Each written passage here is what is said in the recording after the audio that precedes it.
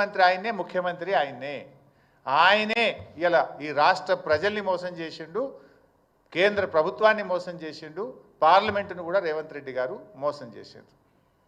ఇప్పుడు ఆల్రెడీ కొన్ని ఇండ్లు కూలగొట్టింది కదా బై సాబ్, మీరు ఫోటోలు కూడా ఉన్నాయి ఇక్కడ. ఈ పేదల ఇండ్లు కూల్చేసిండ్రు. ఇప్పుడు ఈ ఇండ్లకు మరి ఇప్పుడు డబ్బులు ఇవ్వాలంటే కూడా ఆ ఇల్లుని ఎట్లా ఎస్టిమేట్ చేస్తావు? How do estimate these houses? How will you compensate these poor people? వీళ్ళకి ఎవరు బాధ్యత? ఇప్పుడు మూసీలో కూడా చూసిండ్రు బై సాబ్. ఇప్పుడు సన్నాయి నొక్కులు నొక్కుతున్నారు మళ్ళా ఏమని, లేలే అనుమతులు ఇప్పుడు ఇండ్లు కూల్చాం, ఇక కొత్తవి మాత్రమే కఠనీయం అంటుండ్రు. మరి కూల్చిన సంగతి ఏంది చెప్పాలి కదా హైడ్రా కమిషనర్, చెప్పాలి కదా ముఖ్యమంత్రి. కూల్చిన మూసి ఇండ్ల సంగతి ఏంది, సారీ హైడ్రా ఇండ్ల సంగతి ఏంది? నాకు ఇంటికి అన్ని అనుమతులు ఉన్నాయి అని కుయ్యో మొర్రో అని మొత్తుకున్నా, కాళ్ళ మీద పడి వేడుకున్నా, రోడ్డు మీద పడి గిలగిల కొట్టుకున్నా, కనికరం లేకుండా పేదల ఇండ్లు కూల్చిండ్రు కదా హైడ్రా పేరిట. ఇప్పుడేమంటున్నారు, లేదు లేదు కట్టిన ఇండ్లు కూల్చాం, ఇండ్లల్లో ఉన్నోళ్ళని కూల్చమంటివి. ఆ చిన్న పాప నా పుస్తకాలు తెచ్చుకుంటా, మా నాన్న కొనిచ్చిన వాటర్ బాటిల్ తెచ్చుకుంటా అంటే కూడా ఆ పసిపిల్ల మీద కూడా కనికరం లేకుండా ఇండ్లు కూలగొట్టారే. ఆ పాపానికి బాధ్యుడు ఎవడు? ఆ చేసిన అన్యాయానికి ఎవరికి శిక్ష వేయాలో నిర్ణయించండి. ఇప్పుడేమంటున్నారు, లేలే మేము ఇక కొత్తవి కూల్చాము అంటున్నారు, ఏదో డేట్ పెడతాము అంటున్నారు. మరి కూల్చిన వాటి సంగతి ఏంటి? వాళ్ళు కట్టిండ్రు, డబ్బులు కట్టిండ్రు. పే దెమ్ ద కంపెన్సేషన్ ఇచ్చినా వాళ్ళు పడ్డ క్షోభ, వాళ్ళు పడ్డ బాధ, వాళ్ళు పడ్డ అనుభవించిన నరకమైతే పోదు కదా. తక్కువ బాధన? వర్షం పడుతుంటే నడి రోడ్డు మీద పడేసిండ్రు, పిల్లల పుస్తకాలతో సహా బట్టలతో సహా కట్టు బట్టలతో ఇళ్ళకి వెళ్ళి బయటకు వెళ్ళగొట్టి గోసపుచ్చుకున్నారు కదా. ఇప్పుడు మళ్ళీ డేటు మారిస్తే నీ నిర్ణయం మారచ్చు, కోర్టు మొట్టికాయలు వేస్తే మార్చుకున్నావు. కానీ ఆ పడ్డ క్షోభకు ఎవరు బాధ్యత వహించాలి? ఆ పడ్డ బాధకు ఎవరు బాధ్యత వహించాలి? ఆ కూలిన ఇల్లుకు ఇలా కంపెన్సేషన్ ఇచ్చి వాళ్ళని కాపాడుకోవాలన్నా వద్దా? అదేవిధంగా ఇలా మూసీలో కూడా ఇల్లు కూలగొట్టివి, నీవు చట్టం చూసుకోపోతివి, పద్ధతి పాటించకపోతివి, పార్లమెంట్ నువ్వు తప్పుదోవ పట్టిస్తేవి. ఈ కూలిన ఇళ్లకు రేపు నష్టపరిహారం ఎట్లా చెల్లిస్తావు?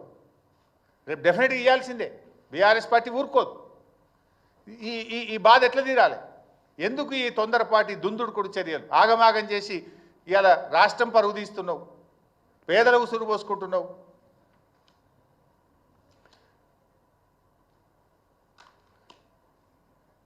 ఇవాళ ఇంకో చిన్న ఎగ్జాంపుల్ కూడా చెప్పాలి మీకు. ఎక్కడ కూల్చింది వీళ్ళు? దాదాపు శంకర్ నగర్, వినాయక్ స్ట్రీట్, ఇట్లా ఒక 4-5 చోట్ల సబ్జెక్టు కరెక్షన్ ఒక 280 మందిని ఖాళీ చేయించి డబుల్ బెడ్రూమ్ ఇళ్లకు పంపించినట్టుగా టీవీలో పేపర్లో చూశాను. Almost 280 families. ఒక చిన్న ఎగ్జాంపుల్ చెప్తే ఎట్లా నష్టపోయారు. ఓల్డ్ మలక్పేట్లో శంకర్ నగర్లో ముజాహిద్ అనే ఒక ఆయన నివాసం ఉంటుండే. ఆయన పేరు ముజాహిద్, ఆయన భార్య పేరు షాహీన్ బేగం, ఆయన భార్య పేరు. సో షాహీన్ బేగం ముజాహిద్కు 3 కొడుకులు, 1 బిడ్డ. అందరికీ పెళ్ళిళ్ళు అయినాయి. అంటే 4 భార్యలు, 4 భర్తలు, అంటే వాళ్ళు 8 మంది, వీళ్ళు తల్లి తండ్రి 10 మంది, వాళ్ళకు పుట్టిన పిల్లలు కలిపి 16 మంది ఉంటున్నారు ఆ ఇంట్లో. ఓల్డ్ మలక్పేట్, శంకర్ నగర్, ఒక ఇంట్లో మూసి దాంట్లో 16 మంది ఉంటున్నారు. వీళ్ళు పోయినరు, ఆ ఇల్లు కూలగొట్టి డబుల్ బెడ్రూమ్ ఇచ్చిండ్రు. ఆ డబుల్ బెడ్రూమ్లో 16 మంది ఉండగలుగుతారా? వాళ్ళు ఉంటున్న మూసి ఇంట్లో 8 గదులు ఉన్నాయి. 8 గదుల్లో 5 కుటుంబాలు బతుకుతున్నాయి. 3 కొడుకులు, 1 బిడ్డ, తల్లి తండ్రి. 8 గదుల ఇంట్లో 16 మంది నివసిస్తుంటే ఆ ఇల్లు కూలగొట్టి ఒక డబుల్ బెడ్రూమ్ ఇచ్చి మీరు వెళ్ళిపోండి అన్నారు.